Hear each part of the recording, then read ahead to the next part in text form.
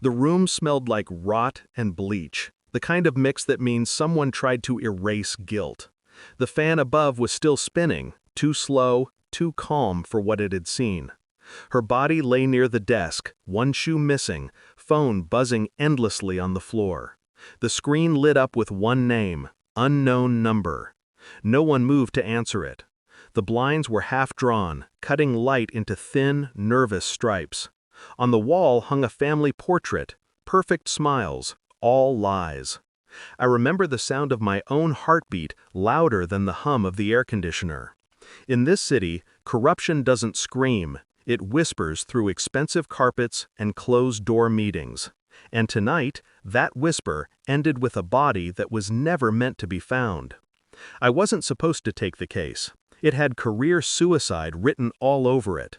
A local journalist, Lena Hart, found dead in her apartment after publishing an exposé on government contracts and missing funds. Official word, suicide. Unofficially, she knew too much. I started small, her notes, her recorder, her encrypted drive. No signs of forced entry, but her keycard was used twice that night. 2 timestamps, 10:42 p.m. and 3:17 a.m. Someone came back to clean up. Her emails showed threats disguised as warnings. The deeper I read, the more the silence in those words screamed. It wasn't random, it was structured, precise. And whoever did this wasn't a street criminal. They wore suits, not masks. When I told my supervisor I'd found something off, he told me to let it go. That's when I knew I was right where they didn't want me. The city changed after that night. Every time I walked into the precinct, I felt eyes on me. Some curious, others afraid. People stopped talking when I entered rooms. Lena's files detailed payments routed through shell companies, each connected to a name I recognized, Senator Rayburn. I'd shaken his hand once at a charity event.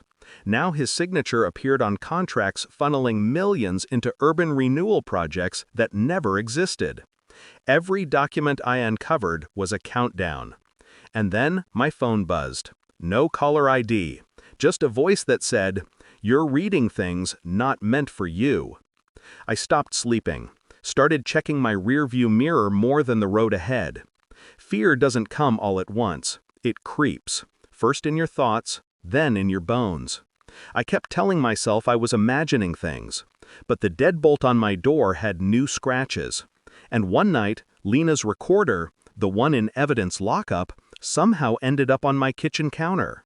The recording started with static, then her voice, calm, controlled, terrified underneath. If you're hearing this, it means I didn't make it, and it means Rayburn knows. I froze. She described a meeting, a downtown parking garage, cash exchanged, threats made, names, dates, transactions, all logged, all real. I cross-checked the metadata. The file was recorded 2 nights before she died. Then I noticed something worse, a second voice. Familiar. It was my supervisor. He'd been cleaning evidence since day 1. The cover-up wasn't to protect Rayburn, it was to protect the department's funding. They were all in it. I sent the file anonymously to 3 networks, 1 federal office, and Lena's family. Within hours, the city bled chaos. Rayburn denied everything. My supervisor vanished. And I was left holding proof of a truth no one wanted to see. The moment I hit send, I stopped being an investigator. I became part of the crime's aftershock. I didn't chase him, didn't need to. When the footage leaked, Rayburn's empire began to rot from the inside.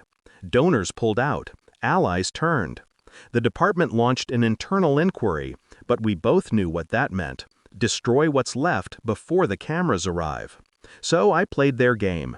Every statement I gave was calm, factual, impossible to disprove. By the time the bureau stepped in, my supervisor had already fled the state. 2 weeks later, his car was found submerged near the river. No sign of struggle, no fingerprints, just his badge, floating. I didn't attend the memorial. Justice didn't need witnesses, just truth. And truth, I've learned, doesn't scream for applause. It waits, quietly, until the right ears. It's been 11 months since Lena Hart's death was reclassified as homicide. Rayburn resigned. The investigation opened, then quietly closed. Insufficient evidence. The file sits in my drawer, cold but alive. Sometimes I still play her last words, not for answers, but to remember what silence costs. People ask why I didn't quit. Maybe I should have. But once you've seen the machinery behind justice, you stop believing in clean endings. There's only balance, temporary, fragile, bought with blood or truth. I still drive past her apartment sometimes. The light in her window never comes on. But every time I look up, I remember. She didn't die for nothing. She died proving one thing. In America, corruption doesn't vanish, it just changes its name.